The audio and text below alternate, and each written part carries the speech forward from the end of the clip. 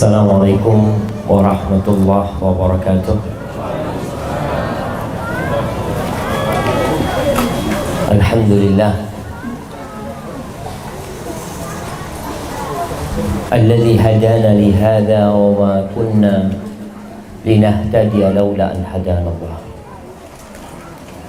Segala puji bagi Allah yang telah memberikan hidayahnya kepada kita, yang kalau bukan karena petunjuk Allah,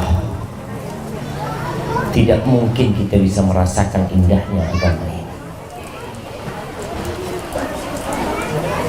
Kita bisa melihat orang-orang yang berjumpa dengan Rasulullah SAW, paman Nabi Abu Lahab dan pamannya Abu Talib, dan tokoh-tokoh di kota Mekah seperti Abu Jahal, Umayyah bin Khalaf, Ubay bin Khalaf. Bagaimana mereka tidak bisa masuk Islam, padahal mereka melihat wahyu itu Tuhan. Mereka memandang mukjizat Rasulullah sallallahu alaihi wasallam. Maka hendaklah kita mensyukuri nikmat hidayah ini dan senantiasa berdoa memohon petunjuk kepada Allah dan tidak berhenti mengatakan ihdinas siratal mustaqim. Allahumma salli wa sallim. Ini ibu-ibu kok rame ini? Ini pengajian khusus buat ibu-ibu. Makanya anak heran bapak-bapak kok ada di sini. Sahih. Ini temanya apa?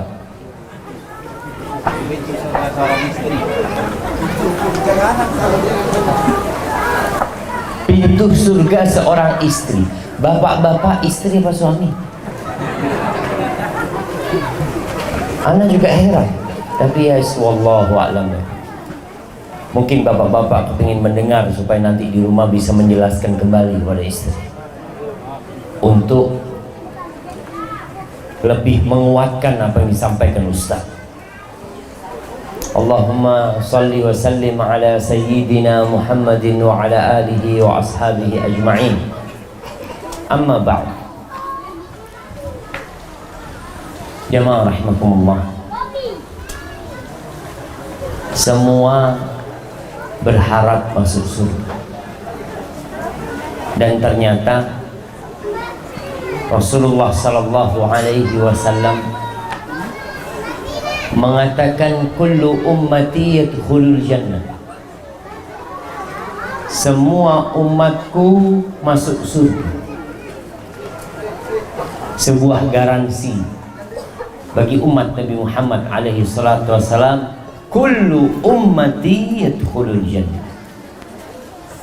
illa man aba, kecuali yang tidak mau masuk surga. Yang enggan masuk surga, ya nggak masuk. Tapi semuanya boleh masuk surga. Lalu para sahabat bertanya, karena termasuk sesuatu yang agak mustahil kalau ada orang nggak mau masuk surga. Kalau dibagikan di tempat ini, semua yang datang ke sekolahan ini dapat duit 100 juta. Kira-kira datang semua enggak? Semuanya dapat 100 juta kecuali yang enggak mau. Ada yang enggak mau ya, Bang? Maka siapa yang enggak mau? Maka para sahabat bertanya, ya Rasulullah, waman ya'ba? Siapa yang enggak mau masuk surga? Luasnya seluas langit dan bumi. Khimar, kerudungnya wanita surga. Di sini kerudungnya ibu-ibu paling mahal berapa harganya? Ibu-ibu, kerudungnya paling mahal berapa harganya? Berapa katanya? 500.000. Tasnya, kalau tasnya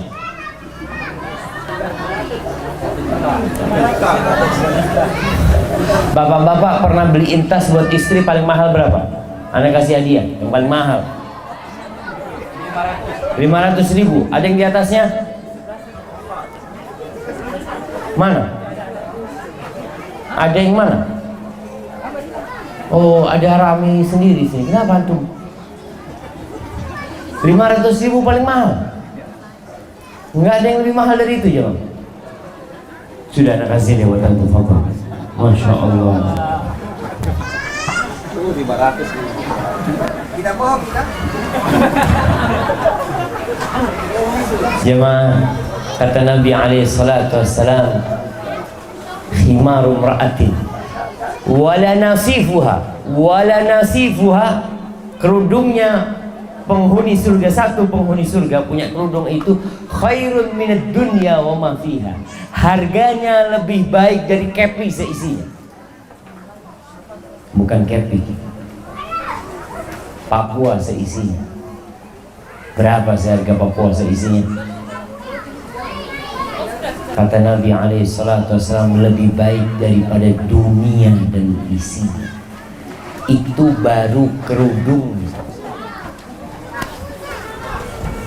Maka para sahabat bertanya, siapa yang nggak mau masuk surga? Lahum ma yasha'una fiha waladaina mazid. Bagi mereka semua yang diinginkan oleh mereka, plus tambahan dari kami, kata Allah Azza wa Jalla.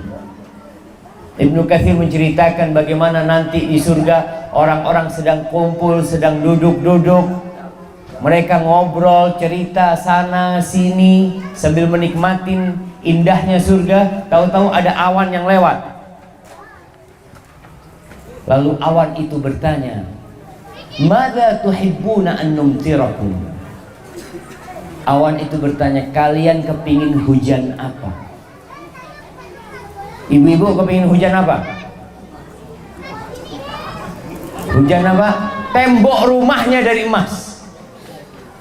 Tembok rumahnya dari emas. Pohon-pohon di surga, dahan dan rantingnya terbuat dari emas. Allahu Akbar.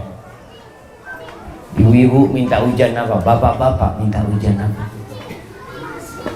Sampai mereka mengatakan, amtirina kawa'iba atroba, turunkan hujan bidadari. Allahu Akbar. Gimana nangkepnya semua? Seperti itu. Semuanya masuk surga kecuali yang nggak mau masuk surga.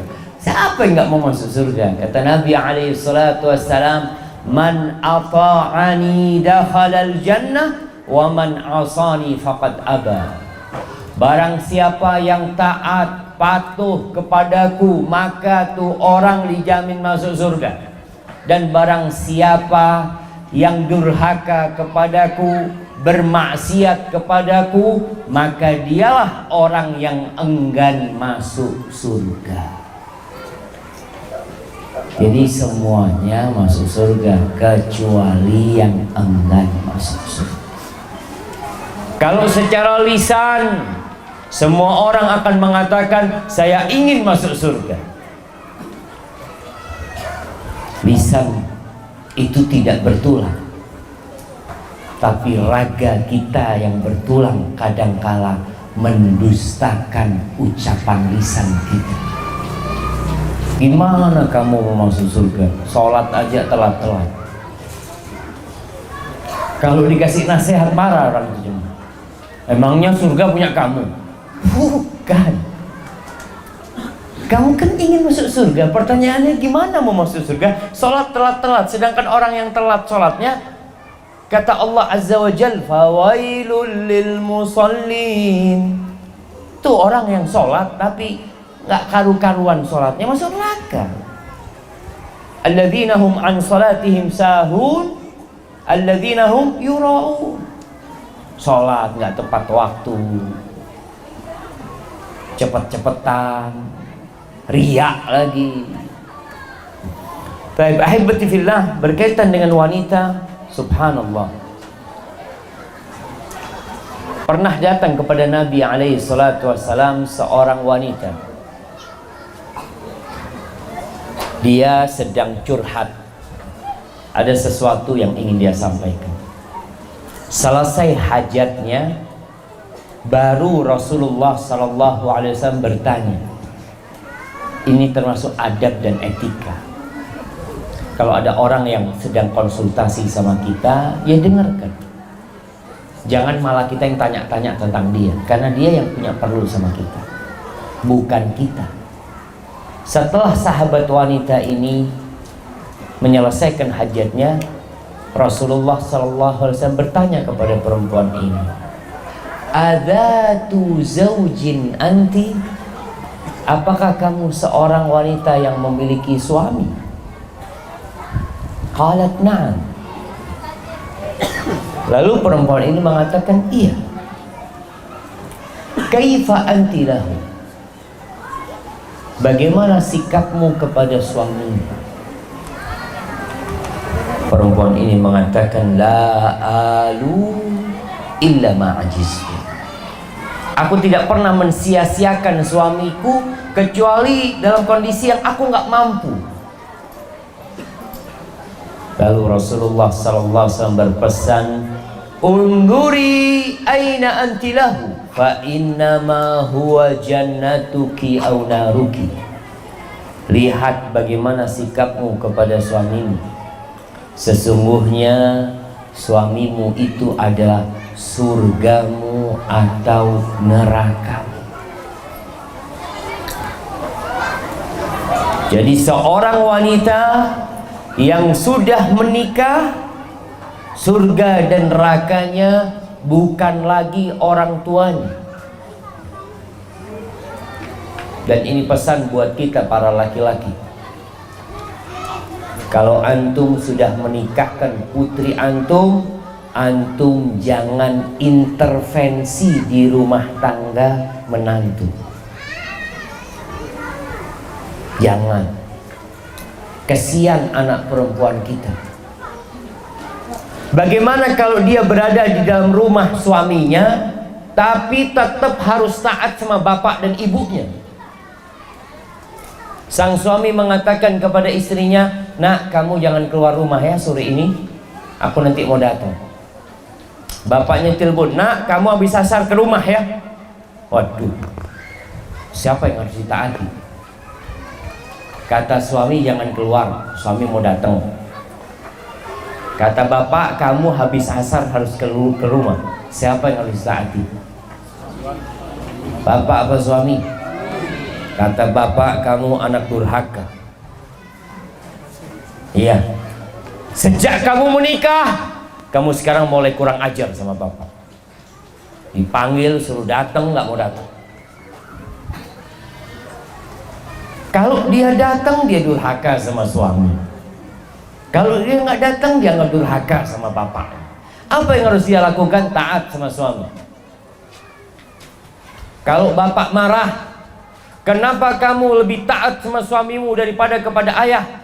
Sampaikan, ayah yang memberikan aku kepada dia. Ayah yang menikahkan aku sama dia. Aku dahulunya milik ayah, tapi ayah melepaskan aku dengan sukarela. Ayah mengatakan pada hari itu, "Wahai fulan bin fulan, angkahtuka wa zawwajtuka makhtubataka binti." Ayah sebut namaku pada hari itu, dan ayah berikan aku kepada dia, dan dia menerima tanggung jawab itu. Maka tidak ada dualisme kepemimpinan setelah wanita menikah. Yang ada pemimpin adalah suami.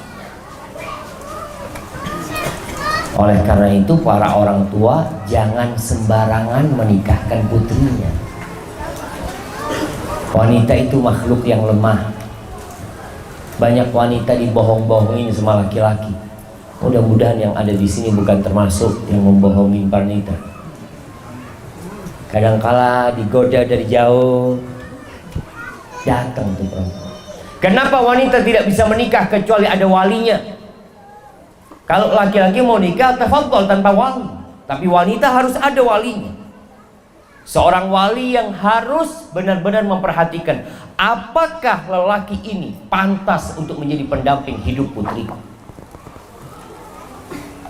Karena jamaah, kalau sekiranya suaminya itu zalim, bisakah seorang ayah memisahkan putrinya? Dia datang kepada suami, sudah aku ceraikan putriku dari dirimu. Bisa bapak ngomong kayak gitu? Tak bisa. Bisakah istri duduk-duduk di rumah melihat suaminya menzalimin dia? Bang, mulai saat ini kamu sudah bukan suamiku.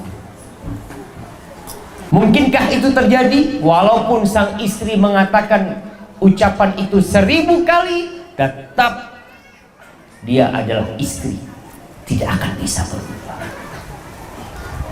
Terus gimana caranya? Harus gugat cerai, memerlukan proses, belum tentu diterima.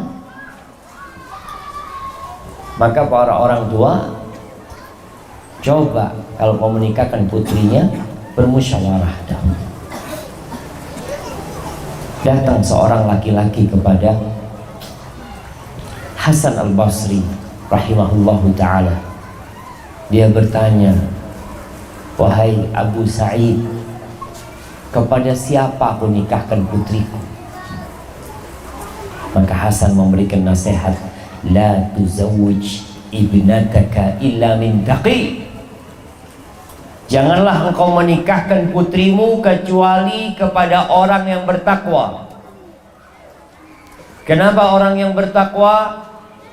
In ahabbaha akramaha, wa in lam yuhibbaha lam yadhribha. Orang yang bertakwa kepada Allah, kalau dia mencintai putrimu, dia akan menghormati putrimu.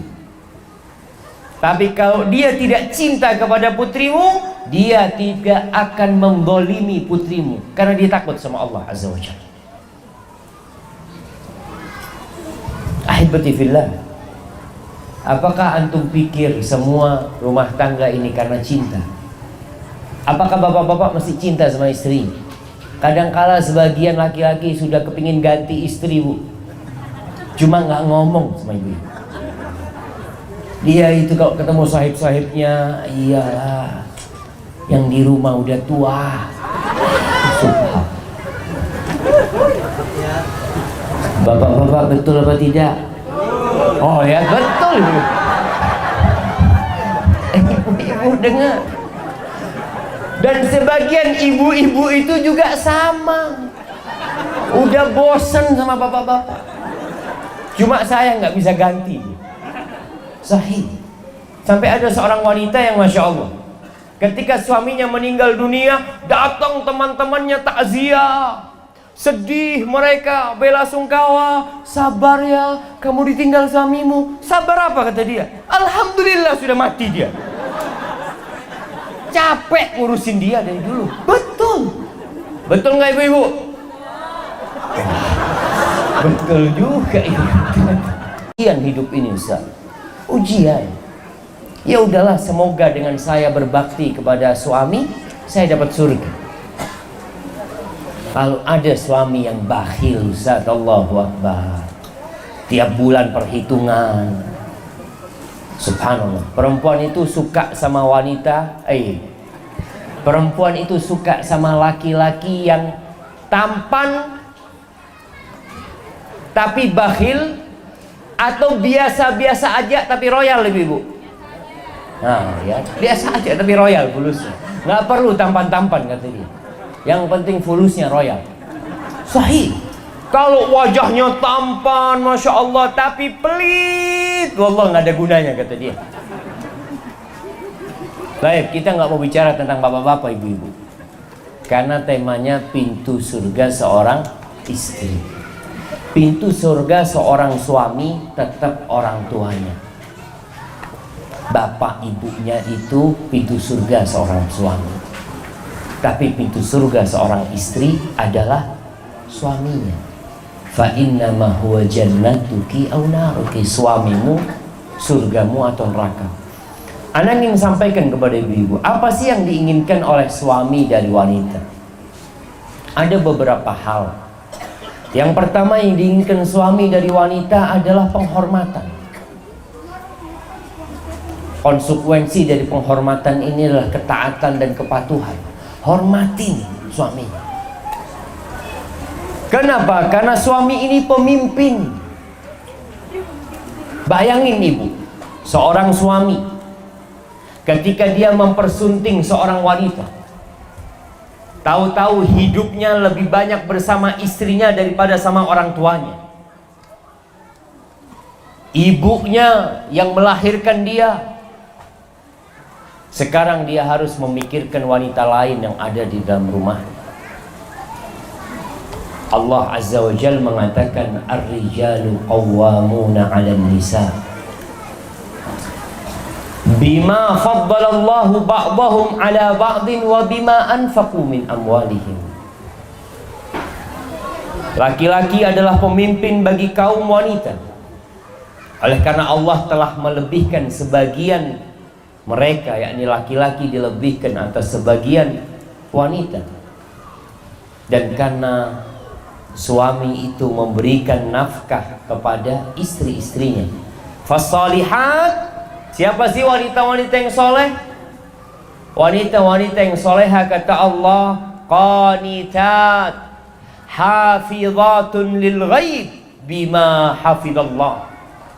Tuh, wanita yang soleha adalah wanita yang taat kepada Allah, dan dia menjaga kehormatan suaminya, menjaga kehormatan dirinya demi suaminya. Dia patuh dan taat kepada suaminya sebagai bentuk ketaatan dia kepada Allah Azza wa Jalla. Rasulullah SAW menjelaskan hal ini lebih dalam lagi. Kata Nabi SAW, "Lau kuntu amiran ahadan an yasjuda li ahadin."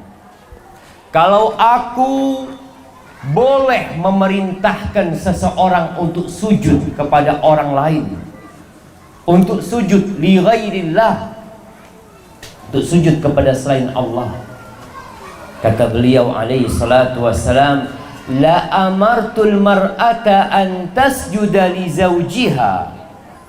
Pasti aku perintahkan seorang istri sujud kepada suaminya. Kalau boleh, tapi nggak boleh. Nabi hanya ingin menjelaskan besarnya hak seorang suami. Walladzi nafsu Muhammadin biyadihi la tu'addil mar'atu haqqa rabbiha hatta tu'addiya haqqa zawjiha. Demi yang jiwa Muhammad berada di tangannya, demi Allah, kata Nabi alaihi salatu wassalam, seorang wanita tidak akan dikatakan menunaikan hak Allah sebelum dia menunaikan hak suaminya. Ini sebuah keterikatan yang begitu dahsyat. Makanya kalau wanita sholat 5 waktu, taat sama Allah, tapi durhaka sama suaminya, susah berharap masuk surga. Hak Allah harus dibarengin dengan hak suami. Masya Allah. Ini padam listrik, tapi mic-nya masih hidup ya. Gak usah bingung kan tuh.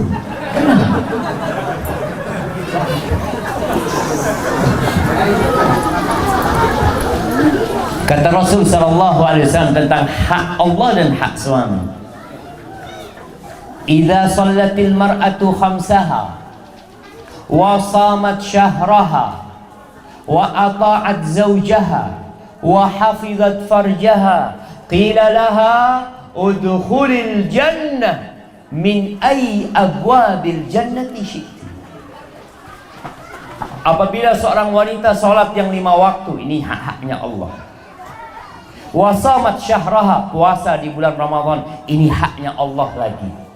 Wa ata'at zawja, ini haknya suami. Dia taat, menghormati suami, walaupun dia nggak suka sama suami, tapi dia tetap menghormati suami. Wa hafizat farjaha, dia jaga kehormatan dirinya.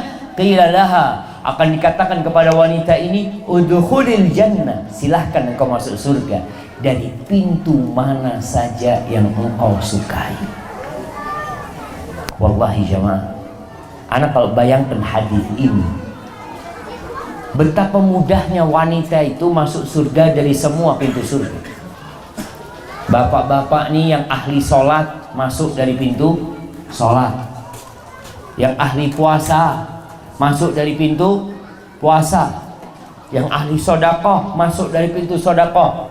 Nih perempuan sholatnya cuma 5 waktu, puasanya cuma bulan Ramadan. Gara-gara taat dan patuh sama suaminya, menjaga kehormatan dirinya, dia boleh milih pintu surga yang 8. Allahu Akbar. Tapi ternyata memang berat bagi wanita untuk taat sama suaminya, menjaga kehormatan dirinya, satu perjuangan. Kemudian jamaah, termasuk penghormatan kepada suami adalah melayani keinginan suami, khususnya urusan ranjang. Betul nggak bapak-bapak?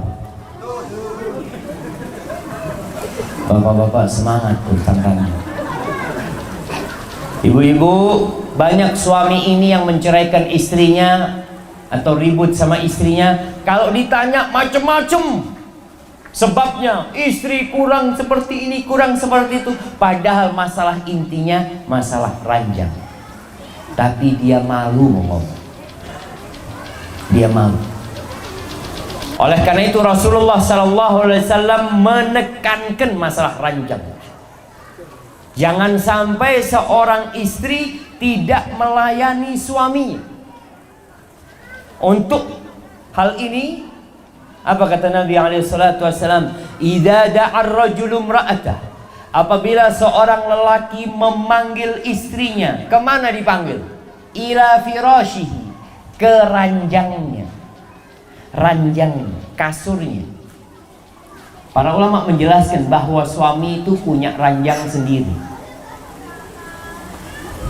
Bapak-bapak punya ranjang sendiri apa kumpul sama istri? Bapak-bapak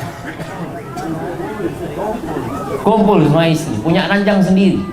Di masa itu mungkin rumahnya tidak besar, mereka tidak bisa memiliki ranjang. Kan ranjang itu ada yang buat 1 orang, ada yang buat 2 orang. Sekarang Masya Allah, 1 ranjang bisa buat 7 orang. Besar-besar. Di masa itu suami punya ranjang, nggak terlalu besar ranjangnya. Istri punya ranjang sendiri, karena istri kadang-kala menyusui. Maka disinilah usahakan seorang istri kalau sedang menyusui anaknya, nyusui di ranjangnya dia. Setelah itu ke ranjangnya suami. Anaknya udah tidur, dia sudah pindah ke ranjangnya suami. Kalau seorang perempuan dipanggil oleh suaminya ke ranjangnya, fa'abat, lalu dia nggak mau, karena mungkin sedang capek atau ada alasan lain lah, malas, mungkin sedang sakit hati sama suami, nggak dikasih uang belanja yang cukup. Fa'abat, fabata ghadban, lalu suaminya marah, emosi. Padahal salah satu tujuan pernikahan adalah menyalurkan keinginan ini, menjaga kehormatan diri. Karena tidak tersalurkan, marah suami. Malam itu dia marah, la'anathal malaikatu hatta tusbih. Maka malaikat akan melaknat perempuan ini sampai pagi. Sampai pagi perempuan itu dilaknat. Urusan apa? Urusan ranjang. Ada wanita-wanita yang memang sudah males, karena perempuan sama laki-laki berbeda. Allah mengatakan walaysa dzakaru kal untha. Laki-laki nggak sama perempuan. Perempuan itu ada masa menopause. Umur berapa perempuan menopause biasanya? 40, 45 mungkin, ada 50 ya. Ya macam-macam lah, tergantung hormon wanita tersebut. Tapi kalau laki-laki sampai 80 tahun ada yang menopause. Enggak seperti itu. Sehingga perempuan mau tidak mau dia hargain suaminya. Ketika suaminya menginginkan dirinya, tolong. Kalau dia katakan aduh nggak ada hasrat, udah Ustaz, ya udahlah. Tujuan melayani suami bukan untuk dirinya, tapi untuk Allah Azza wa Jalla, lillahi ta'ala. Karena seorang mendatangi pasangan hidupnya, kata Rasulullah sallallahu alaihi wasallam, wa fi bud'i ahadikum shadaqah. Dan mendatangi pasangan hidup itu dapat pahala sedekah. Jadi kalau seorang wanita dalam kondisi tidak berhasrat dan dia dipanggil oleh suaminya, insya Allah pahala sedekahnya besar. Ditanya sama mau kemana? Mau sedekah sama suami. Nah, artinya dia berharap pahala, bukan lagi berharap kenikmatan. Ini yang akan menjaga rumah tangga.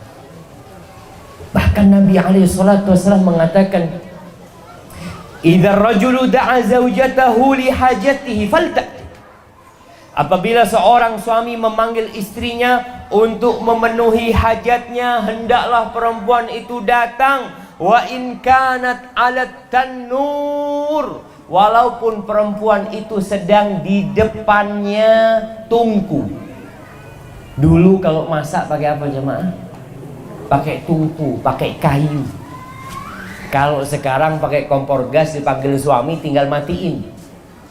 Tapi kalau di tungku, ya Allah, gosong ini masakan ini, panggil suami. Tapi kata Nabi SAW, tinggalkan sudah. Nanti suami marah, ini makannya kok gosong. Kan abang yang panggil tadi. Ini gosong gara-gara dipanggil abang tadi. Tapi istri melayani suami. Oh, kata suami, nggak apa-apa urusan gosong. Yang penting engkau tidak gosong. Ya. Subhanallah jemaah. Ini kata Nabi, wa in kanat 'alat tanur. Artinya dia benar-benar melayani suaminya untuk menghargai, menghormati suaminya dalam hal ini. Bahkan dalam hadis lainnya Rasulullah sallallahu alaihi wasallam mengatakan, wa in kanat 'ala qatab, walaupun perempuan itu sedang di atas pelana. Kadangkala perempuan sedang di atas onta, dia mungkin izin sama suaminya, "Bang, aku mau ke tempat orang tua ya." "Oh ya, fadhal. Nanti insya Allah habis asar aku mau berangkat." Habis asar suami pulang sholat asar, istri di atasnya onta. Kata suaminya, "Sini. Sini turun." Turun nggak? Wajib turun. Padahal naik onta itu capek ya, mau turunnya susah. Apalagi cuma di atas motor. Lagi naik motor, suaminya ngomong, "Dek, sini," kata dia. "Bang, sengaja sebentar." Turun dari motor, turun layani suami. Subhanallah jemaah, ternyata ada sebuah rahasia yang sebagian orang mungkin lupa, atau wanita sebagian juga lupa. Kata Rasul sallallahu alaihi wasallam, "Innal mar'ata tuqbilu fi surati syaitanin wa tudbiru fi surati syaitanin." Wanita itu datang dalam rupa setan dan pergi dalam rupa setan. Maksudnya apa? Dia selalu menggoda. Perempuan ini mau dilihat dari belakang, menggoda. Dilihat dari depan, menggoda. Makanya laki-laki diperintahkan untuk menundukkan pandangan. Dan Nabi SAW mengatakan, "Fa'idha absara ahadukum imra'atan." Apabila seseorang di antara kalian melihat seorang wanita, falyati ahla, maka hendaklah dia pulang ke keluarganya. Kalau antum di jalan melihat wanita, nggak sengaja tahu-tahu, kemudian antum berhasrat, kemana? Pulang, kata Nabi SAW. Datangin istrinya. Fa inna dzalika yaruddu ma fi nafsi, itu akan menyelesaikan hasrat yang ada di jiwanya. Dalam riwayat lain, Nabi SAW mengatakan, fa inna ma'aha mithl ladzi ma'aha, yang ada di perempuan yang dia lihat sama persis dengan yang ada di istrinya. Sama jemaah. Beda apa sama? Sama. Makanya kalau ibu-ibu ngelihat suaminya bukan jam kerja pulang, ada apa ini? Kok kayak kesetanan? Ya pantas memang. Ya sudah, bismillah sudah. Kunci pintu kamar, kalau anak masih ada anak titipin sama tetangga anaknya, ke ruang tetangga. Makanya harus baik sama tetangga. Jadi bisa titip anak sama tetangga. Di mana? Itu yang sudah menikah. Kalau yang nggak punya istri mau kemana? Ke masjid, sholat duha, masjid. Nah, itu dapat pahala, saudara. Pernah kejadian seorang hakim di Sudan. Ini cerita teman di Sudan. Lagi persidangan, didatangkan seorang wanita, dia sebagai saksi atau sebagai terdakwa, dia datang. Ketika hakim melihat kepada perempuan ini, subhanallah, sangat menakjubkan. Apa kata hakim tersebut? Skoros dulu. Skoros. Pulang dia ke rumahnya. Padahal jarak rumahnya 20 kilo dari mahkamah itu. Pulang. Selesai dari rumahnya, datang ke tuh perempuan. Udah biasa aja, mah. Sahih. Kenapa disyariatkan nikah? Untuk itu salah satunya. Maka kita kalau tergoda dengan wanita, hendaklah pulang ke rumahnya. Selesai urusan. Dan para wanita di rumah, tolong suaminya dilayani. Ini termasuk bentuk penghormatan. Yang kedua, yang diinginkan suami, kalau perempuan ingin masuk surga, penghargaan. Hargai suami. Bagaimana menghargai suami? Ya dengan berterima kasih kepada dia. Melihat kepada kelebihannya dan tidak melihat kepada kekurangannya. Banyak wanita yang menghuni neraka gara-gara tidak menghargai suami. Kata Rasulullah sallallahu alaihi wasallam, uritun nar. Ditampakkan kepada aku neraka, fa idza aktsaru ahlihan nisa. Dan ternyata kebanyakan penghuni neraka itu perempuan.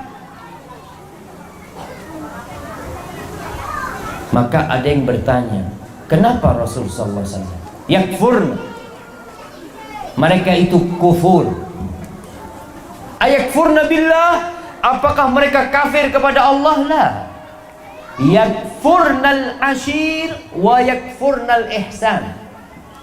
Mereka itu tidak menghargai suaminya, kufur kepada suaminya, tidak menghargai kebaikan-kebaikan suaminya. Lau ahsanta ila ihdahunna dahr, dikata Nabi, kalau kamu berbuat baik kepada istrimu sepanjang tahun, 1 tahun suami berbuat baik terus sama istrinya, thumma ra'at minka syai'an, lalu dia melihat ada satu hal yang menyakiti hati dia, maka istri ini akan mengatakan, ma ra'aitu minka khairan qat, aku tidak pernah melihat engkau berbuat kebaikan sedikit. Mas, kamu tidak pernah menyenangkan hatiku. Saya nggak pernah bahagia hidup bersamamu. Ini cuma 1 kesalahan. Gimana kalau 7 kesalahan? Maka para wanita hendaklah berterima kasih sama suami. Lihatlah kepada kelebihannya. Ya mungkin suami tidak seperti suami tetangga. Engkau syukuri. Cara mensyukuri nikmat suami ini, hendaklah kita melihat kepada yang di bawah. Ya Allah, alhamdulillah suamiku tidak mukul. Walaupun dia bakhil, tapi dia nggak pernah mukul. Fulana subhanallah, suaminya kaya raya, royal, tapi suka menzalimin istrinya. Maka lihatlah kepada kelebihan suami. Kalau kita lihat bentuk penghargaan kepada suami, istri itu nggak boleh puasa sunnah kecuali izin sama suami. Nggak boleh. Mau suaminya mungkin ya tidak terlalu baik, tapi suaminya ngomong, dek kau jangan puasa sunnah, kau ada perlu sama kau. Ya udah, nggak boleh puasa sunnah. Yang ketiga yang diinginkan suami adalah pendampingan. Nih kalau ingin masuk surga, dampingi suaminya dalam semua kondisi. Ada wanita-wanita yang siap mendampingi suaminya ketika sukses, tapi suaminya gagal, bangkrut, ditipu orang, ditinggal sama dia. Ada apa nggak ada? Ya nggak banyak lah. Maka dampingi suaminya. Lihat Khadijah radhiyallahu taala anha, bagaimana mendampingi Rasulullah sallallahu alaihi wasallam. Khadijah ini hidup senang bersama Nabi alaihi salatu wasallam berapa tahun jemaah? Siapa yang tahu? Berapa tahun hidup senang, kemudian hidupnya setelah itu berubah menjadi pengorbanan dan perjuangan. Angkat tangan yang mau jawab. Jemaah. Yang mau jawab angkat tangan. Ya. 15 tahun. Dari umur berapa ke umur berapa? Dari umur Nabi 25 sampai umur 40 tahun. Sahih jemaah. Betul.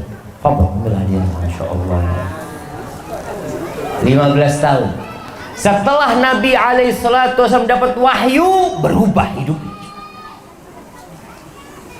Suaminya dicaci maki orang, dihina orang, mau dibunuh sama orang, disiksa orang, diboikot.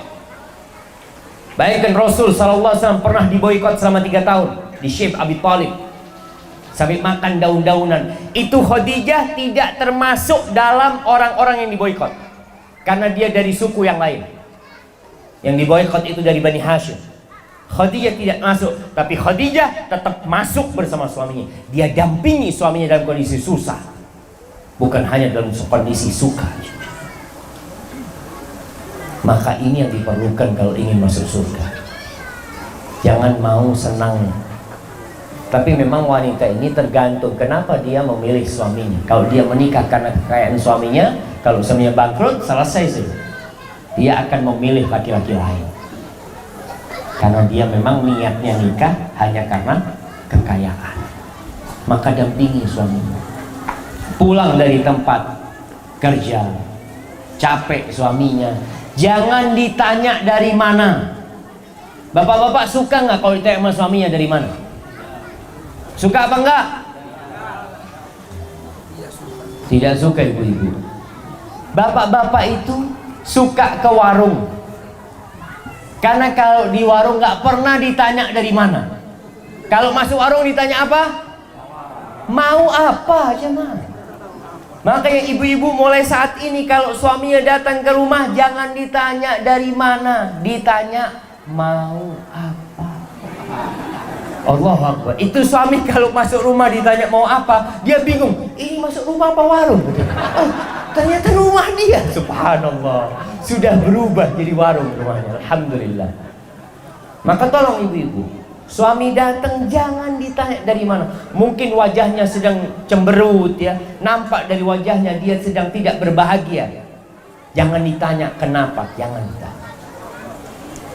Khadijah radhiyallahu taala anha ketika Rasulullah sallallahu alaihi wasallam turun dari Gua Hira, pulang ke rumahnya dalam kondisi ketakutan, sama sekali Khadijah nggak tanya.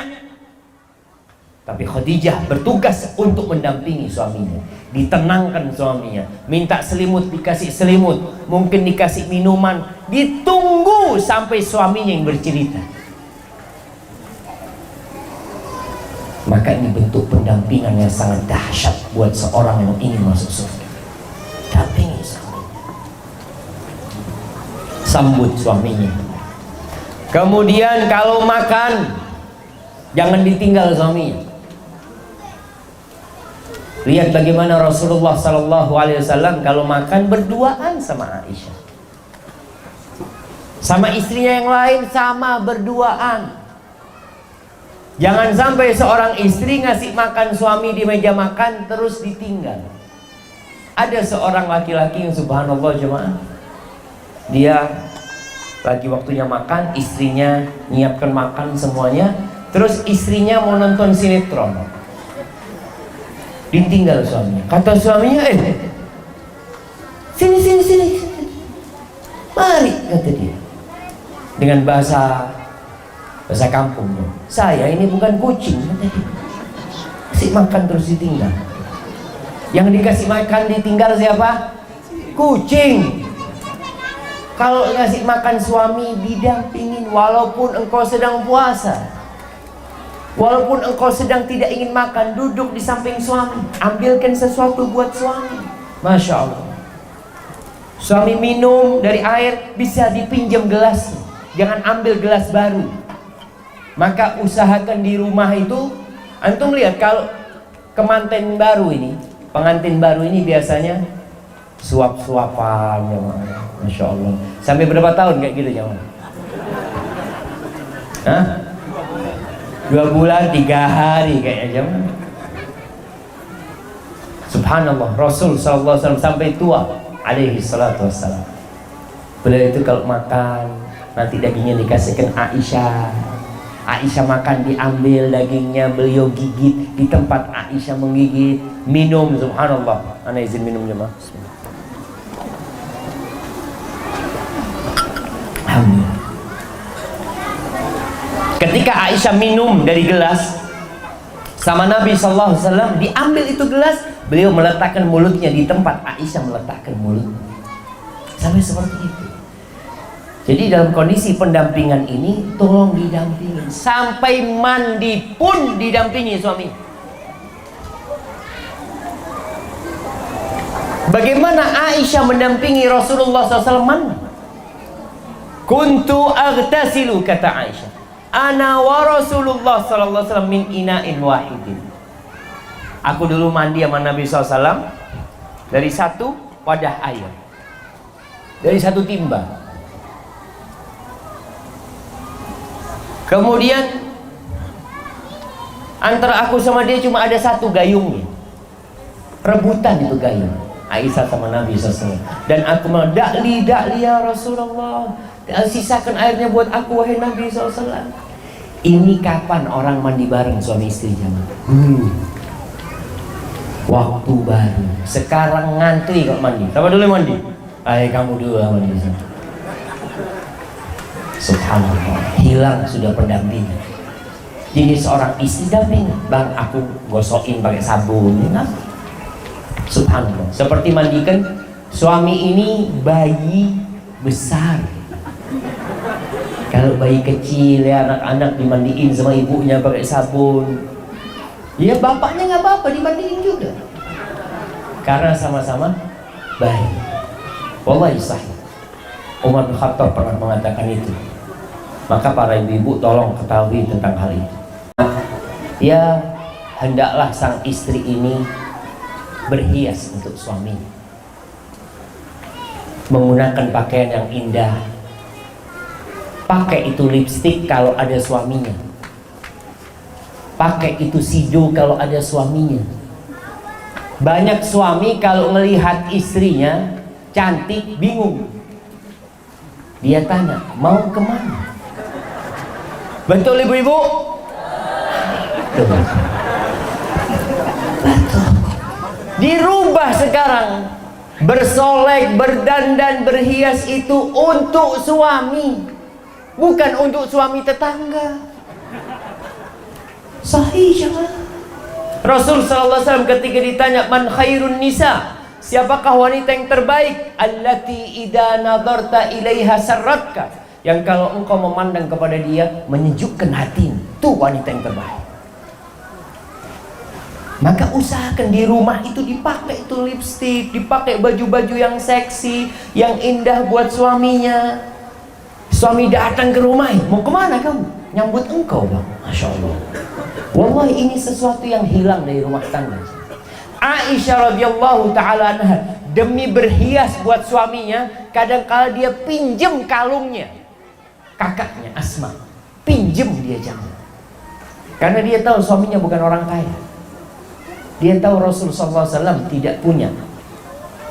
Dia tahu kakaknya Asma punya kalung ya, dia pinjem untuk berhias untuk suaminya. Maka tolong istri seperti itu, pinjem kalungnya tetangga. Kita ini harus baik sama tetangga jemaah. Tadi kita bicara anak bisa titipin tetangga, pinjem kalungnya tetangga, pinjem nggak apa-apa. Paling nggak suami nanti malu kan dia, kok pakai kalung bagus banget. dia pinjem lah bang, abang nggak beliin bang, insya Allah. Mungkin itu sebagai pintu suami belikan kalung, nggak apa-apa. Artinya pinjam untuk berhias kepada suami. Silahkan istri mau pakai sido warna hijau, lipstick warna hijau, pakai baju warna hijau lagi, masya Allah, sampai kayak lumut dia jemaah. Tapi nggak apa-apa. Arti kasih sesuatu yang menarik buat suami. Hari ini temanya di rumah semua hijau, besok ungu. Sampai suami buka makanan ada terong ungu, masya Allah. Semua jadi ungu. Itu sesuatu yang menarik. Jadi suami nggak bosan di rumah. Ada buku jamaah, subhanallah. Judulnya Satu Istri Empat Rasa. Masya Allah. Jadi istri pandai untuk bagaimana melayani suaminya. Besok apa itu penting. Kenapa? Karena godaan dan fitnah wanita di luar itu dahsyat sekali. Kalau sang istri tidak berusaha untuk melakukan sesuatu yang menarik buat suaminya, suami akan tertarik di luar. Tapi kalau dia sudah menundukkan pandangan, cukup di rumahku ada surgaku, selesai. Karena istrinya pandai. Jangan sampai suami masuk rumah, buka pintu rumah, tahu-tahu yang tercium ikan asin. Suami langsung masuk. Astagfirullahaladzim. Itu masalah. Tapi masuk rumah yang tercium gahru. Ini di Kepi banyak gahru ya. Tapi nggak pernah dihidupin di rumahnya, dijual. Sekali-kali dihidupin di rumahnya, dibakar tuh gahru. Tapi jangan yang mahal-mahal, suami malah marah gitu. Ini gahru yang harga berapa dibakar? Ribut sama suami. Ada, tapi bikin rumah itu wangi, menarik, jangan. Subhanallah. Antum lihat, kita kalau masuk ke Masjidil Haram, kemudian dari Masjidil Haram, yang mungkin yang berangkat umrah atau haji, masuk ke Burj Zamzam, ke Zamzam Tower. Itu dari jarak berapa meter, aroma wanginya jamaah, ya Allah. Karena banyaknya toko parfum di sana. Maka bikin rumah sebelum suami datang, parfum sudah dihidupi, masak udah selesai, nggak ada lagi aroma yang tidak nyaman. Ada perempuan-perempuan yang masya Allah, kalau suaminya datang nggak ada, bau ikan sudah nggak ada, tapi rambutnya ada yang di roll itu jemaah, rambut di roll, kemudian pakai bedak putih-putih, ada yang dipakai pipinya pakai timun, pakai bengkoang. Itu suami datang, astagfirullah, ini istrinya siapa ini? Nggak ada lagi seperti itu. Pakaian, ya beli. Suami juga perlu lah. Ini para suami, belikan istri pakaian yang indah. Jangan hanya pakaian yang sesuai dengan keinginan istri, tapi pakaian yang sesuai dengan keinginan suami. Istri paling senang pakai baju apa? Daster. Nggak tahu di Kepi ini sama pakai daster. Daster yang bolong-bolong tuh. Waduh, sukanya dia itu zaman. Maka jangan lagi, hormati suaminya dengan cara tadi, ya memberikan pelayanan yang indah, ya aromanya wangi selalu dia. Barakallahu fiik. Kemudian yang kelima, suara yang indah. Jangan suka teriak-teriak. Perempuan itu dilarang berlemah lembut kalau ngomong sama orang asing. Kalau ngomong sama orang lain, perempuan itu harus tegas. Nggak boleh dia tarik-tarik omongannya, nggak boleh. Tapi kalau sama suaminya, suami suka dengan yang kayak gitu. Kalau ngomong penuh dengan rayuan, ya ini itu. Padahal sebenarnya istri juga mungkin bosan sama suaminya, tapi ya gimana? Sudahlah. Allah berfirman di surat Al-Ahzab ayat 32, "Fala takhda'na bil qaul." Maka janganlah kamu para wanita melembutkan suara dalam berbicara kepada lelaki asing, kepada orang lain. Fayatma'alladzi fi qalbihi marad. Ternyata omongan yang lembut dari seorang wanita itu bisa membangkitkan gairah dari orang yang hatinya berpenyakit. Ada laki-laki hidung belang gara-gara omonganmu, maka tolong perempuan kalau ngomong sama suaminya yang lembut, kalau ngomong sama orang lain yang tegas. Kalau sedang telepon, sudah sama laki-laki mamanya ada perlu yang tegas. Belanja nih perempuan nih, kalau belanja biasanya merayu. Boleh dia menawar tapi tidak dengan melemah lembutkan suaranya. Ayolah mas, nggak ada kayak gitu. Ayolah mas, turunin harganya. Boh, yang tegas ya Ustaz, kalau kayak gitu nggak diturun, nggak apa-apa. Yang penting saya menjaga kehormatan suami. Tolong dijaga. Fala takhdha'na bil qaul. Kalau sama suami, merayu suami. Telepon sama suaminya, bang, abang kok nggak pulang sih bang? Dingin banget nih malam bang. Masya Allah. Itu suami langsung bismillah naik pesawat. Ketika sang istri ini pandai mengolah kata, intonasi ucapannya indah, itu suami suka. Dan Allah melarang wanita melakukan itu kepada laki-laki lain, kepada istri suami berarti dianjurkan jemaah. Itu khusus buat suami. Kemudian yang keenam, wanita ini hendaklah memberikan dukungan dan motivasi buat suaminya. Bukan hanya pendampingan, tapi ada dukungan dari suaminya. Kita lihat bagaimana istri-istri Nabi Muhammad SAW, bagaimana Ummu Salamah mendukung suaminya. Dia kasih saran kepada suaminya, kasih masukan kepada suaminya tanpa menggurui. Ketika suaminya mau buka usaha umpamanya, dia lihat kayaknya usahanya ini kurang prospek, tapi katakan bang, cobalah abang musyawarah. Tapi kalau anak lihat kayaknya kurang prospek, tapi anak ikut abang. Kalau abang ingin usaha itu, jangan nanti suaminya gagal diketawain sama istri. Udah dikasih tahu nggak dengerin. Nggak seperti itu. Istri ini tugasnya. Kemudian yang ketujuh, jaga kehormatan diri. Jangan suka keluar rumah wanita. Jangan. Allah mengatakan waqarna fi buyutikunna. Kalian para wanita menetaplah di rumah kalian. Kalau harus keluar, wala tabarrajna tabarrujal jahiliyatil ula. Kalau harus keluar, jangan bersolek seperti orang jahiliyah. Nih tadi pagi kita bicara tentang jilbab. Orang Arab itu asalnya nggak pakai jilbab. Hukum asalnya, tradisi orang Arab, budaya orang Arab tidak berjilbab. Mereka biasa pakai pakaian yang setengah dadanya nampak wanita-wanita. Rambutnya disanggul sama mereka. Belahan dada, belahan punggung, pakaian mereka transparan. Itu tradisi jahiliyah, orang Arab jahiliyah kayak gitu. Kapan mereka berubah? Ketika Islam datang mereka jadi baik. Islam datang merubah. Maka jagalah kehormatan diri wanita. Tidak keluar kecuali ada perlunya, dan tidak memasukkan laki-laki ke dalam rumahnya kecuali dengan izin suami. Kalau memang ada perlunya diizinkan suami masuk, dan janganlah dia berkholwat berduaan dengan laki-laki yang bukan mahram. Sekarang kita hidup di era digital, dunia medsos. Banyak wanita-wanita yang tidak menjaga kehormatan dirinya. Dia masih berhubungan dengan mantan pacarnya.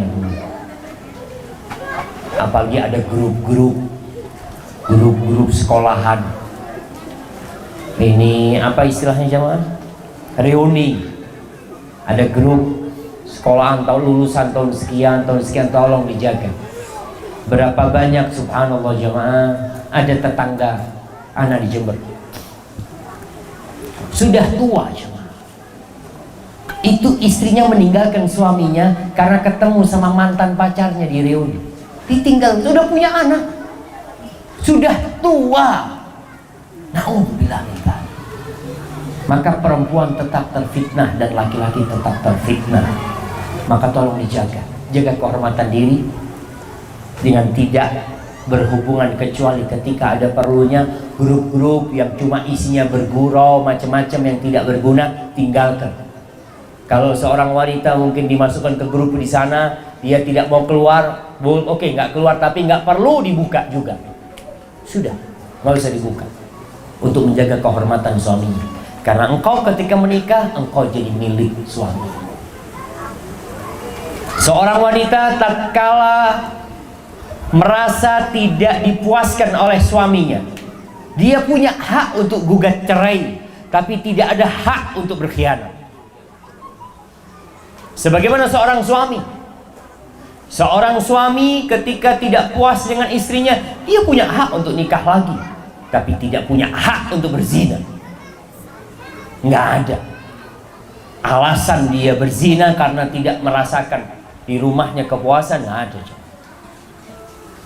Maka tolong dijaga. Masya Allah, 5 menit lagi. Barakallahu fikum. Kemudian yang ke-8, ya, buat para wanita, kalau ingin masuk surga, jaga amanah yang ditinggal suami, yaitu anak-anak dan urusan rumah. Rasulullah SAW mengatakan, khairu nisa'in rakibnal ibil, sebaik-baiknya wanita penunggang unta, salihu nisa'i Quraisy, adalah wanita yang baik dari kalangan Quraisy. Di mana sifat mereka? Ahnahu ala waladin fi sighari.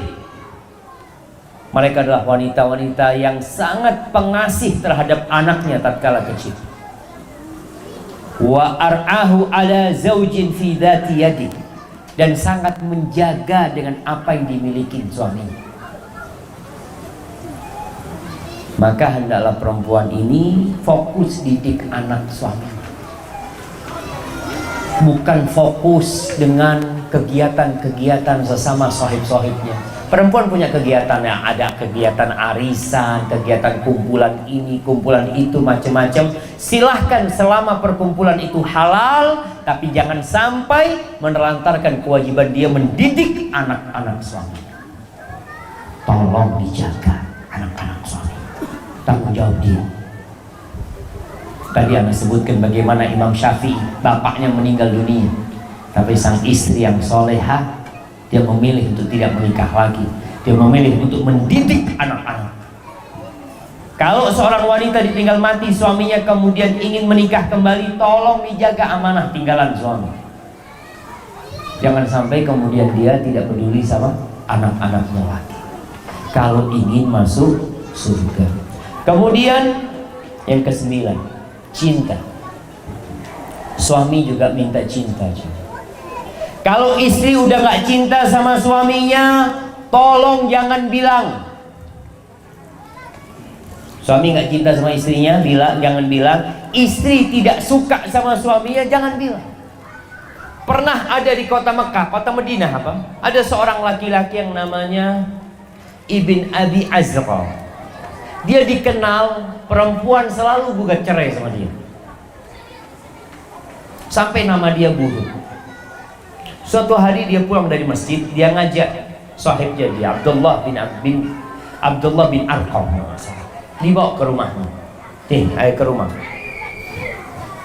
Setelah sampai rumahnya, Ibn Abi Azra mengatakan kepada istrinya, aku minta dengan nama Allah, kamu jujur. Kamu benci sama aku enggak?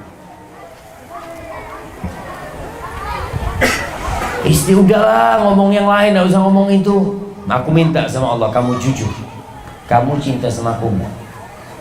Kata istrinya, ya kalau engkau ngomong kayak gitu, enggak, aku gak suka sama kamu. Kata, kayak gini nih istriku. Yuk, akhirnya berangkat ke Umar bin Khattab. Sampai tempatnya Umar bin Khattab, dia cerita. Ya sudah, kata Umar bin Khattab, panggil istrimu. Dipanggil istrimu. Istrinya datang. Apakah engkau yang jujur mengatakan gak suka sama suamimu? Iya, Amirul Mukminin. Dia tuh maksa minta kepadaku dengan nama Allah. Apa boleh aku berbohong? Kata Umar bin Khattab, iya, gak apa-apa engkau bohong. Fa inna aqallal buyut allati tubna 'alal hubb. Kata Umar bin Khattab, sedikit rumah tangga yang dibangun di atas cinta itu sedikit. Fa innan nas yata'amaluna bil islami wal ihsan. Pergaulan yang terjadi dalam rumah tangga ini kebanyakan itu berasaskan Islam dan ihsan. Karena kita diperintahkan, kita orang Islam selalu berbuat baik. Ya itulah yang menjadi landasan bergaul di rumah, bukan cinta. Sedikit yang dibangun di atas cinta. Itu kata Umar bin Khattab radhiyallahu anhu. Banyak rumah yang bertahan itu bukan karena cinta, kadang-kadang karena kesian. Istri kesian sama suami, suami kesian sama istri. Tapi kalau ditanya, kamu cinta nggak sama aku? Mas, kalau kau belah dadaku, namamu akan terukir di sana. Padahal terukir nggak disukai, cuma dia bilang terukir di sana. Nggak apa-apa. Itu bohong yang diperbolehkan, salah satunya bohong dalam urusan rumah tangga. Maka tolong istri, kalau ditanya sama suaminya cinta atau tidak, paling tidak dia ungkapkan. Nabi SAW suka mengungkapkan cinta. Ketika beliau ditanya SAW, siapakah wanita yang paling kau cintai, atau siapakah orang yang paling kau cintai? Aisyah, nggak malu. Maka antum pun nggak apa-apa mengungkapkan cinta tersebut, dan istri pun sama. Hadza wallahu a'lam bissawab. Itu yang bisa saya sampaikan. Kita masuk ke sesi tanya jawab. Ini pertanyaan dari ibu-ibu semua.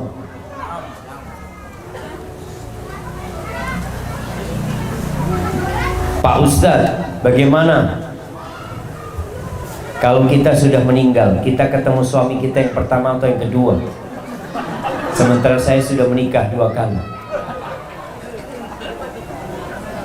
Perempuan itu akan bersama istri dia yang terakhir. Yang terakhir. Oleh karena itu, istri-istri Nabi Muhammad SAW itu nggak boleh menikah lagi. Kebanyakan janda istri Nabi, janda mati. Makanya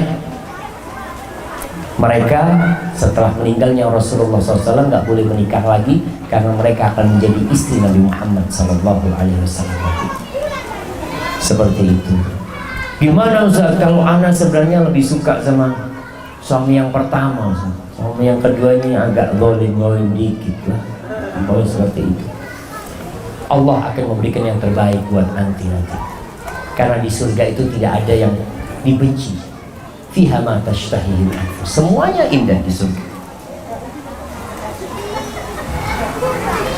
Assalamualaikum warahmatullahi wabarakatuh. Waalaikumsalam warahmatullahi wabarakatuh. Apa yang dilakukan seorang istri jika suaminya masuk dapur, sedangkan istri sibuk di luar rumah kerja? Apa yang dilakukan seorang istri jika suaminya masuk dapur? Ya nggak apa-apa suami masuk dapur, makanya nggak boleh masuk dapur. Sedangkan istri di luar rumah kerja, mungkin bukan itu maksudnya. Apa? Suami yang masak. Berarti anti harus lebih menghormati suami lagi. Harus lebih menghormati suami. Sejatinya bukan sesuatu yang aib suami masuk dapur, membantu istri. Tapi bukan dia yang masakin istri. Tapi kalau ternyata istri yang bekerja dengan kerjaan yang diperbolehkan dalam agama, dan suami menerima kondisi tersebut, ya silahkan. Tapi sang suami ingat, engkau menjadi komandan karena engkau memberikan nafkah kepada istri. Tapi kalau engkau tidak bisa memberikan nafkah, karena ada suami yang nggak bisa kerja, atau kerjanya serabutan, atau gaji istri lebih besar daripada gaji dia. Tapi kalau istrinya solihah, aman.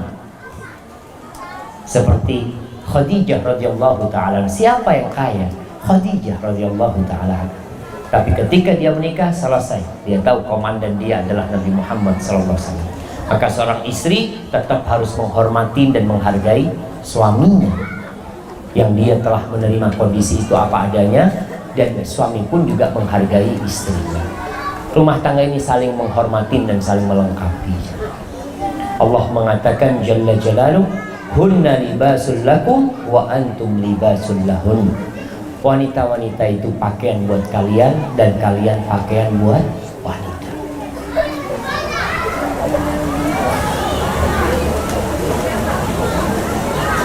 Pak Ustadz mau nanya, apa ciri-ciri seorang istri calon penghuni surga? Tadi udah kita sebutkan. Dia menjaga sholatnya, menjaga puasanya. Perempuan ini tolong, wanita-wanita ini jangan sampai punya utang sampai mati. Suami tolong ingatkan istrinya. Wanita-wanita yang tidak punya puasa sunnah, biasanya utang Ramadannya tidak terbayar, karena dia nggak punya puasa sunnah.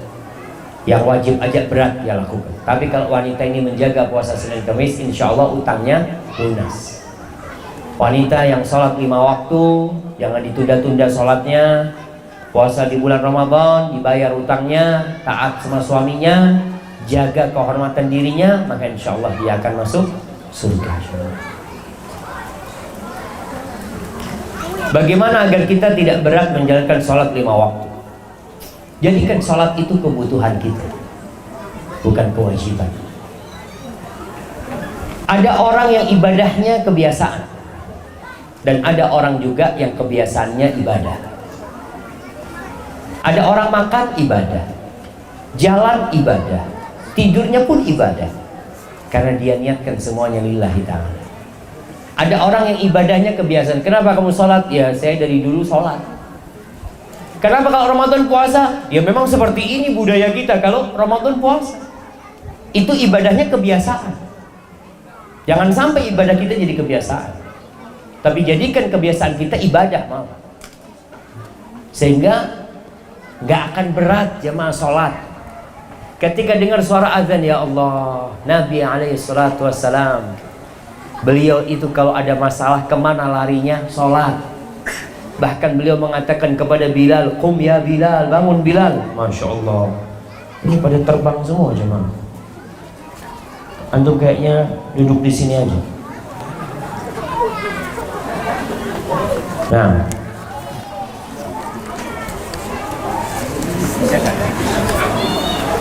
baik jemaah. Wahai Bilal, bangun Bilal, bangkit Bilal, bikin kami istirahat dengan sholat. Jadikan sholat ini tempat istirahat, jadi gak akan berat. Seperti orang yang sedang perjalanan jauh, kalau ketemu rest area dia seneng sekali, mampir dia, Allahu Akbar. Seperti itu sholat kita. Dalam sehari cuma 5 waktu. Dan kalau sudah kita cinta sama sholat kita, tahu dengan bacaan yang kita baca, memaknai berdiri kita, rukuk kita, sujud kita, maka insya Allah semuanya jadi indah. Hada wallahu a'lam. Bagaimana solusi seorang istri kalau merasa berdosa kepada suaminya, sedang suaminya sudah almarhum, sudah meninggal dunia maksudnya? Untuk menebus segala rasa bersalahnya seorang istri, ia doakan suaminya. Kenapa Nabi SAW ketika menyebutkan amalan manusia yang tidak terputus, anak soleh yang mendoakan, bukan istri soleha yang mendoakan, anak soleh yang mendoakan. Kalau anak ini tidak akan pernah berubah bapaknya, ibunya tidak akan pernah berubah. Tapi kalau istri, suaminya bisa berganti.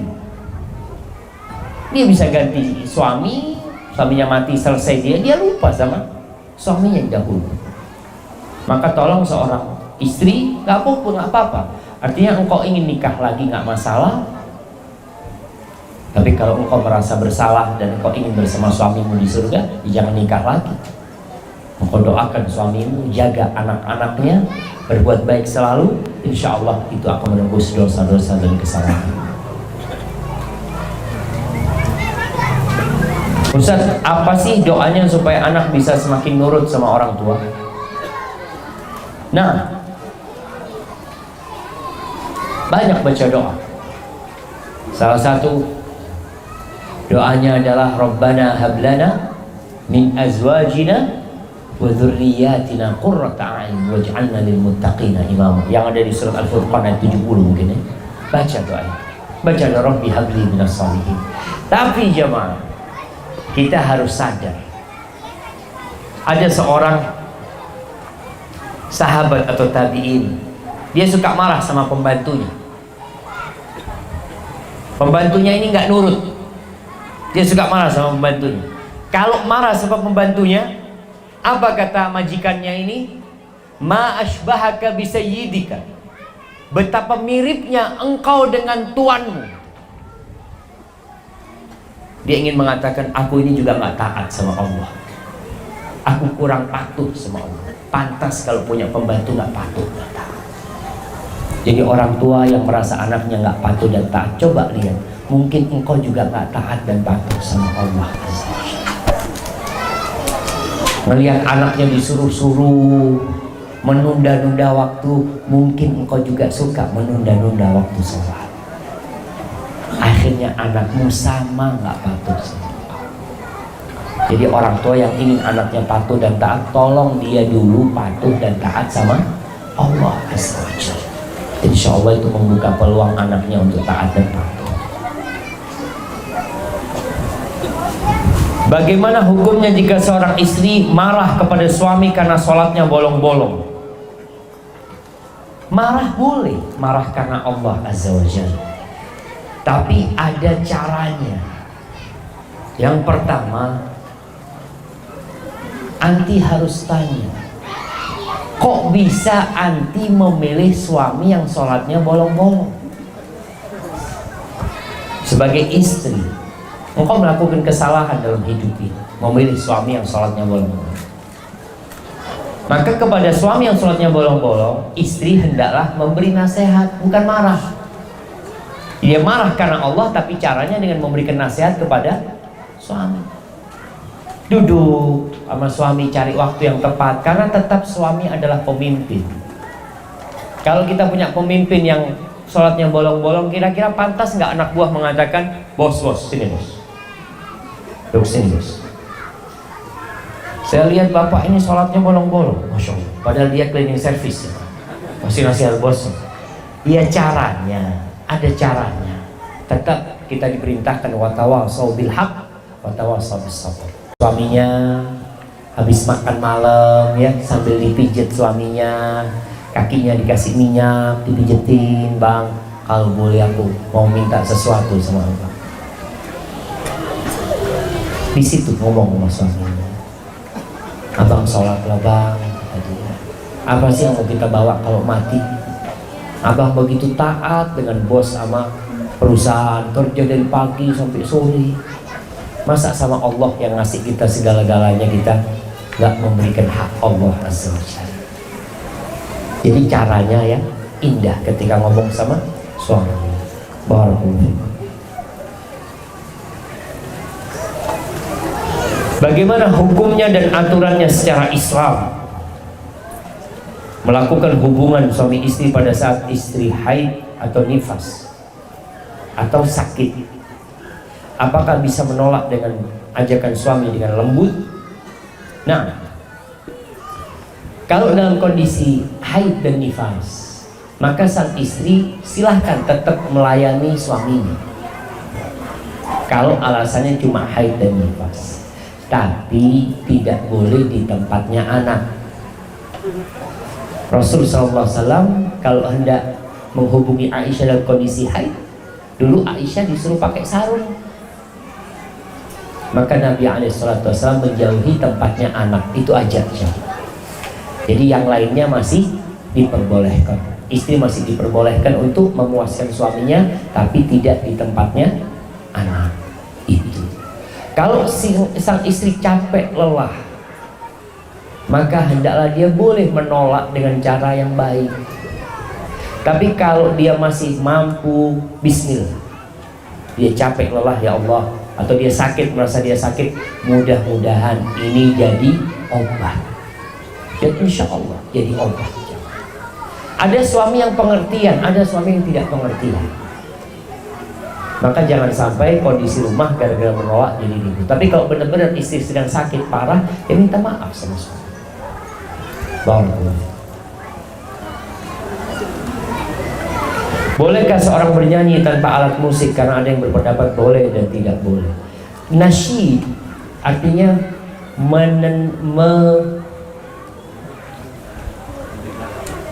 bersenandung, jemaah.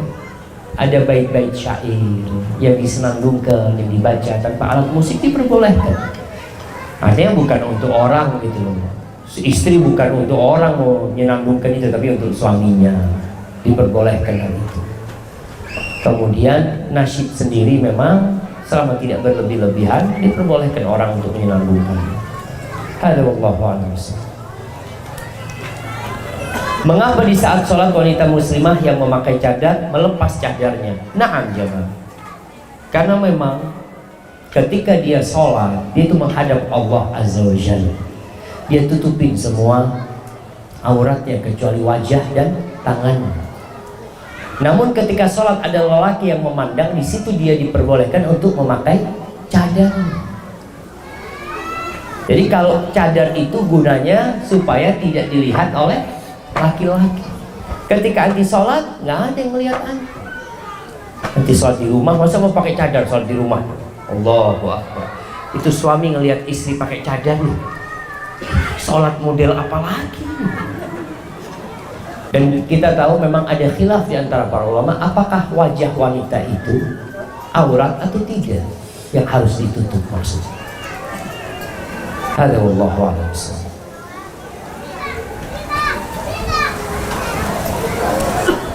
Bolehkah seorang yang bercadar memposting fotonya di sosial media? Buat apa? Min husni islamil mar'i tarkuhu ma la ya'ni. Termasuk kesempurnaan Islam seseorang itu meninggalkan sesuatu yang gak berguna buat dia. Jangan sudah. Jadi fitnah wanita itu ketika dia memposting wajahnya, walaupun dia pakai cadar ya, kemudian dengan matanya yang memandang, enggak Ustaz, ana tidak hendak menfitnah laki-laki Ustaz. Tapi untuk apa tujuannya? Maka ingat Allah mengatakan waqarna fi buyutikunna, tinggallah di rumah kalian.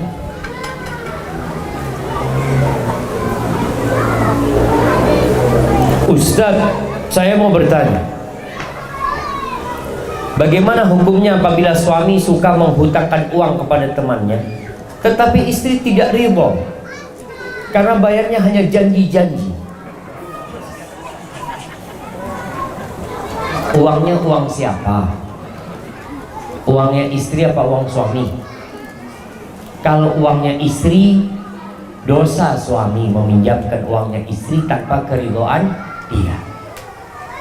Kalau itu uangnya istri. Tapi kalau uangnya suami, ya suka-suka dia.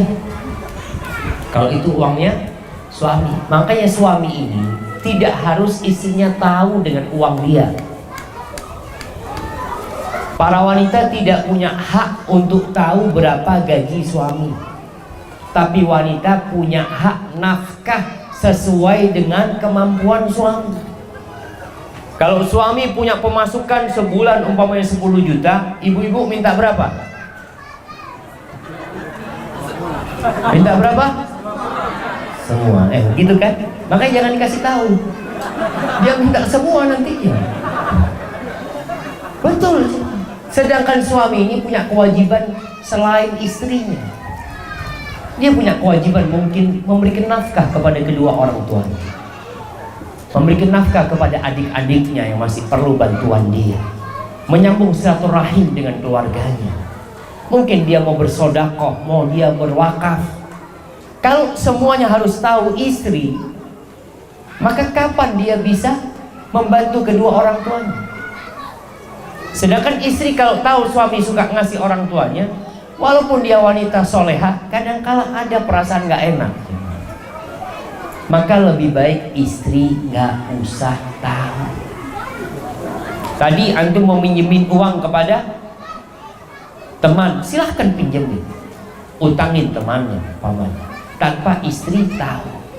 Tapi kalau istri yang pegang duit, mau gak mau tahu. Maka usahakan antum kasih istri sesuai kemampuan antum. Ini uang belanja, sisanya silahkanlah untuk beli apa ini itu. Mungkin suami juga ngasih duit istri untuk dia membantu orang tuanya, silahkan. Tapi istri nggak harus tahu berapa uang antum. Ada laki-laki yang pintar aja, ketika fulusnya dikit, semuanya dikasihkan istri. Dek, tolong dicukupkan, ini gaji saya. Ketika gajinya mulai besar, nggak lagi, dek ini sudah duit buat kamu, cukupin. Bang, nggak semua gaji, nggak lah, ini buat kamu. Memang seharusnya suami itu memberikan kepada istri sesuai kemampuan apa sesuai dengan kebutuhan? Sesuai kemampuan apa kebutuhan? Kebutuhan, kemampuan, bukan kebutuhan. Artinya kalau kebutuhan istri itu, umpamanya dia kebutuhannya sebulan itu hanya 2 juta, tapi suami mampu memberi 4 juta, kasih 4 juta. Tapi kalau kemampuan suami itu hanya 2 juta, kebutuhan istri 4 juta, berapa suami kasih? Ya tetap 2 juta. Istri harus menerima kondisi tersebut. Ini fair jemaah. Kalau sesuai dengan kebutuhan berat.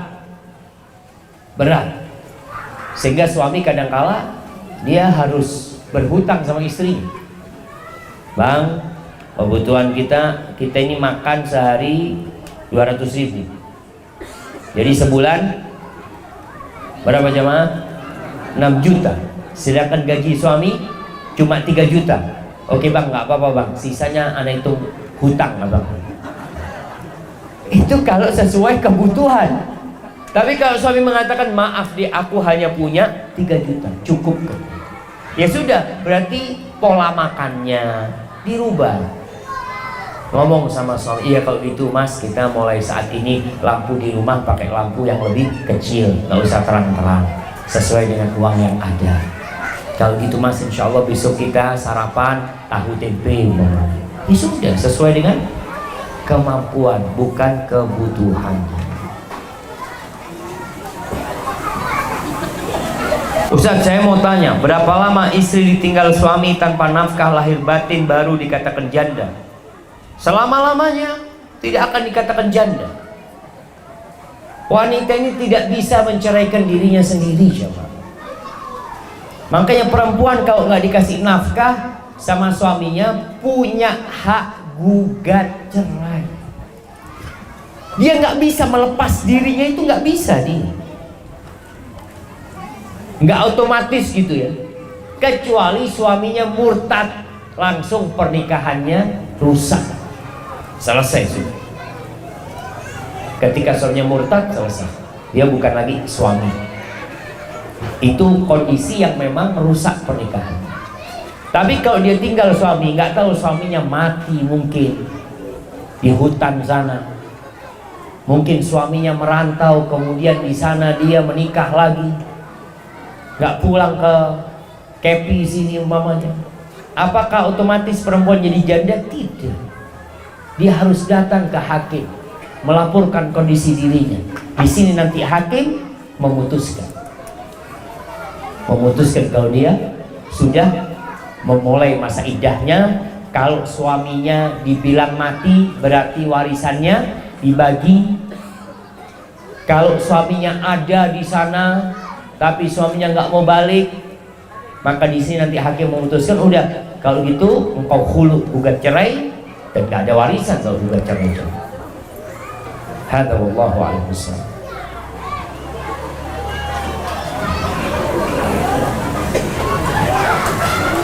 Saya sebagai seorang istri ingin bertanya, apa hukumnya jika mengajak suami sholat berjamaah tapi malah nyuruh duluan aja, malah mau sholat sendiri? Suami suruh sholat ke masjid, tapi kalau nggak mau sholat ke masjid ya sholat di rumah lah. Yang penting tetap melaksanakan sholat sambil nanti dimotivasi untuk ke masjid, dikasih motivasi dengan fadilah-fadilah tentang pahala sholat di masjid. Itu insya Allah membuat suami akan sholat di masjid. Kalau suami memang mengatakan sudah kamu sholat duluan, ya sudah, istri sholat dulu ketika suaminya menyuruh seperti itu. bisa pakai ijazah pondok saja. Karena ada anak perempuan dari MAPI saat ini di SMA Al-Ikhlas di Berwuluan mau ikut ujian nasional susah. Jemaah berkaitan dengan kampus STD Imam Syafi'i Jember, kita ini resmi. Jadi memang anak-anak yang mau kuliah harus punya ijazah SMA. Baik itu persamaan, tak apa-apa. Pokoknya harus ada ijazah SMA. Karena kalau tidak, dia tidak akan pernah bisa menjadi sarjana nantinya. Masya Allah, ini pertanyaan terakhir jemaah. Bagaimana sikap kita sebagai istri dan ibu jika melihat suami berbuat zalim atau kasar kepada anak-anaknya? Apakah cukup diam saja atau boleh melawan suami karena sikapnya? Syukran Ustaz. Haibatillah, ingat rumah tangga ini tetap ada watawasau bil haq watawasau bis sabr. Kalau dikatakan suami kasar sama anak-anak, ya kadangkala kekasaran suami itu karena karakter. Ada kekasaran suami yang karena masalah di tempat kerjanya yang dibawa-bawa ke rumah. Bagaimana sikap istri? Istri bisa merubah suaminya. Karakter suami bisa dirubah. Bukan bicara melawan, tapi nanti ketika di kamar berdua sama suami, sampaikan kepada suami, "Bang, mohon maaf, minta, aku mohon bang, anak-anak ini kalau dikasarin bukan tambah baik bang, dia tambah gak benar bang. Tapi kalau abang mau duduk sama dia, makan bareng sama dia, ngobrol bareng sama dia, insya Allah bang, anak-anak kita akan taat dan taat." Ngobrol sama suami tentang cinta dan kasih sayang.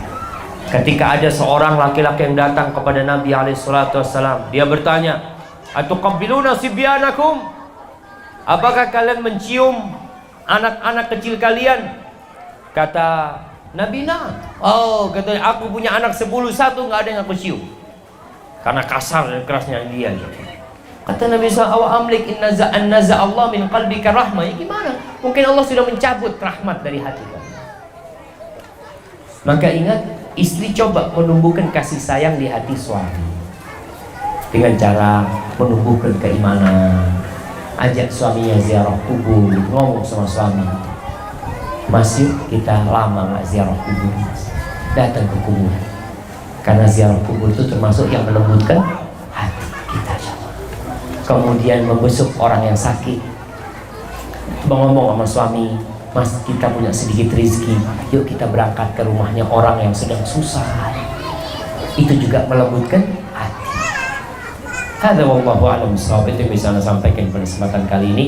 Apabila benar itu dari Allah Azza wa Jalla, kalau ada yang salah dan kurang berkenan itu dari diri anak pribadi, Allah dan Rasulnya terbebaskan dari kesalahan itu.